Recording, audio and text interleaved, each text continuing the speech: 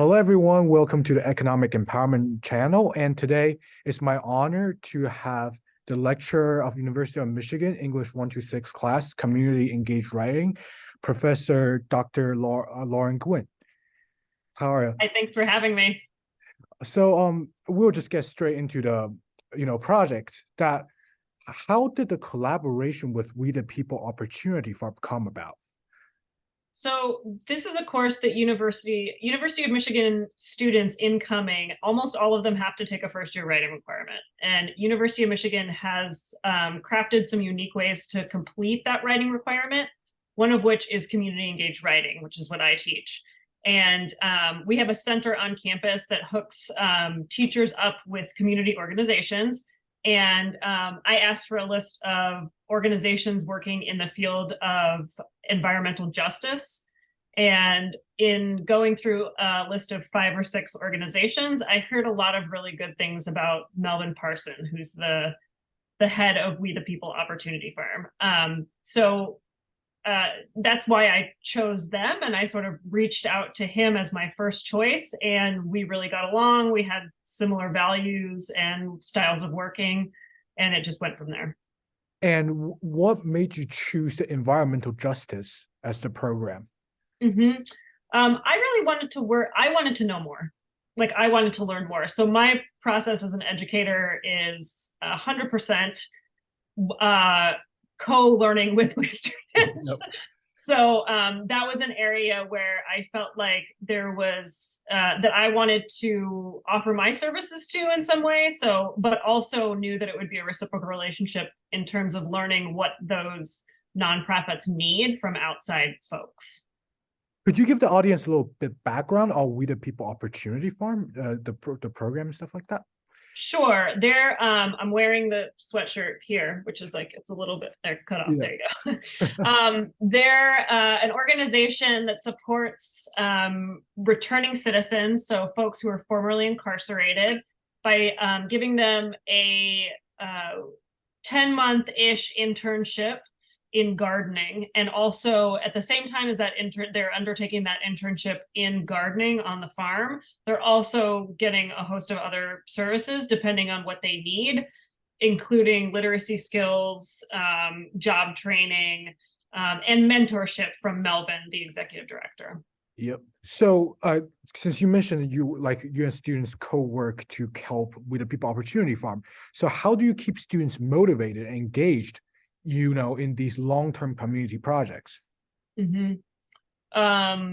That's a good question. In some ways I can't. Like in some ways I'm really lucky because there are so many opportunities to complete this requirement. Students self-select for this course.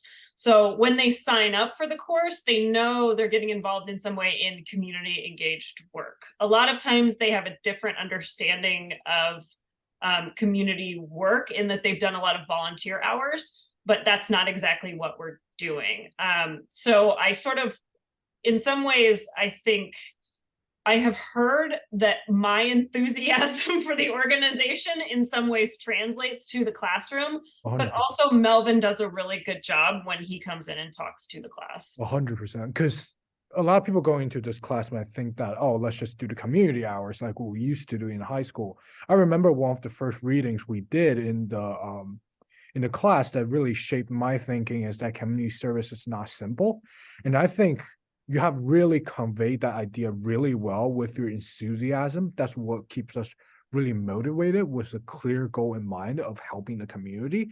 And I think when we're doing the interview project with the formerly incarcerated people, it has really shifted our perspective in the sense that, oh, this is the actual community engagement and actually helping the community instead of doing something that we had no clear idea about. So this branches off to the next question, that can you suggest ways for like everyone can be more knowledgeable about the carceral state?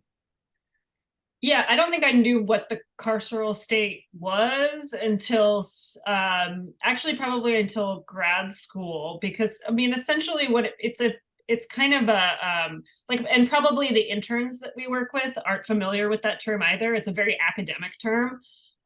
So basically what it means, it's like systems of surveillance and control. So that sort of the sorts of stuff that happens in jails and prisons doesn't just stay in jails and prisons. Yeah. So and I think like if folks are interested in that, there are like a variety of like really great podcasts. And also yeah, I mean they can look at I would say just like doing your research sort of. There's one thing that we've done in the course that I think would be helpful for anyone is there is a story map from University of Michigan that's called What is the Carceral State? Right. And it actually, it's based on like a conference that University of Michigan had not too long ago. And it has lots of features like videos, charts, graphs, like a lot of things to sort of answer that question and why we should care about it. Right, 100%, because there are a lot of great resources out there. And then like we have seen that the large corporations profit from like the carceral economy. So what changes should there be to remedy this situation? Because a lot of large corporations just basically taking advantage of these incarcerated people and just not giving them enough of their rights. So how do we remedy that? Yeah, I guess we would all probably have different answers about that. I think it's a bigger system than I as an individual am like capable of coming up with an answer for. But I will say that what I can uniquely do in my profession as a scholar trained in literary studies is I think about stories and narratives. And one thing that we the people will do is they're called we the people. These are the like the body of the United States of America is comprised of people who are incarcerated and formerly incarcerated.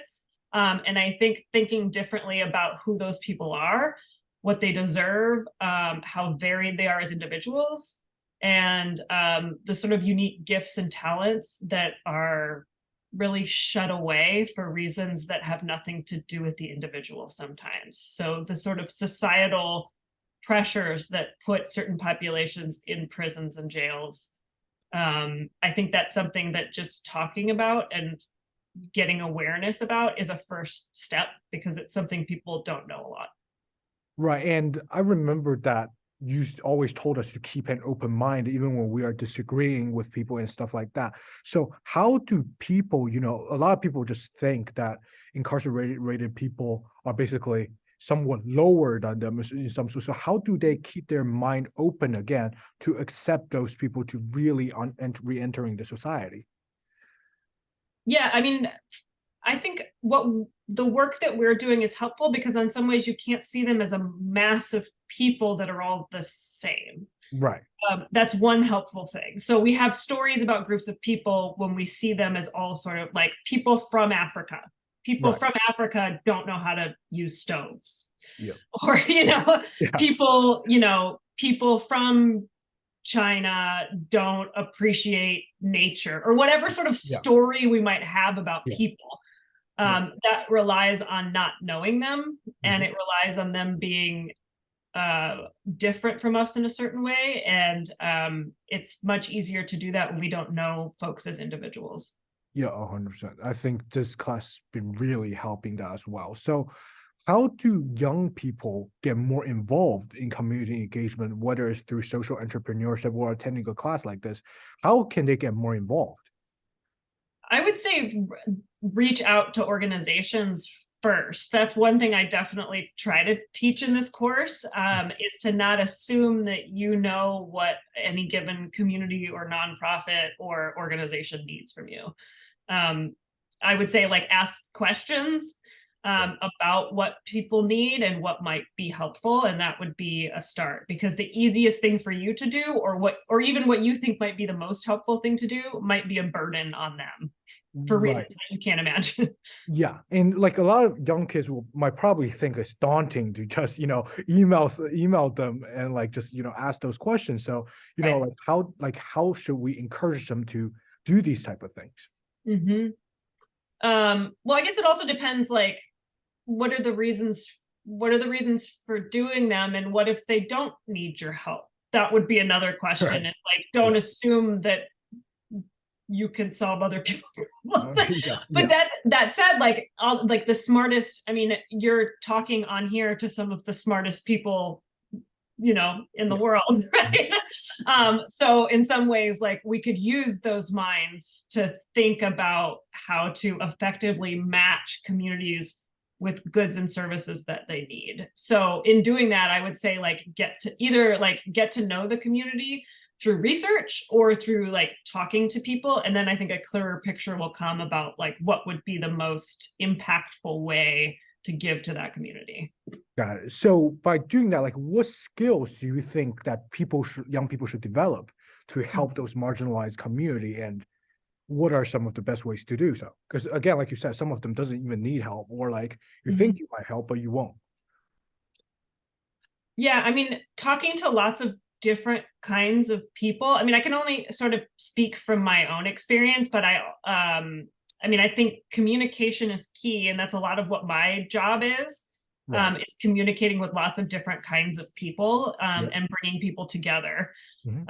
Melvin once told me that if I like, or I told Melvin once, and he agreed with me, that if I had a superpower, it would be the power of connection. Yeah. Because I really like chatting with people and figuring out what they need and like matching them 100%. with what, like services that might be helpful. So I think gaining that skill, like I just get that by remaining curious Mhm. and humble about what I know, Yep. and genuinely wanting to know about other people. So it's cultivating like the empathy muscle and the Mhm. curiosity muscle, Right. Yep. more than an intellectual one, I guess. Got it. I think that's really great advice. And academia, like University of Michigan, always get criticized by being too out of touch with reality. And a lot of people be like, "Oh, college is not helpful because it doesn't prepare you well for the reality." And how has University of Michigan has shifted their focus to be more like community engaged? Shifted their focus or my focus? Like your focus in this class, like to Mm-hmm. more like community engaged. Mm-hmm. Well, one thing, let's see, there are many ways to answer that question. And I think like one way to answer it would be that I have a unique job in that I can design and implement my own courses with very little oversight. And that I can sort of imagine what's possible, Mhm. and then craft that in ways that I think, like, my goal is always to make things more relevant to the world, outside of the university. Right. And I also think that like college might not be for everyone. That's Yeah. also fine.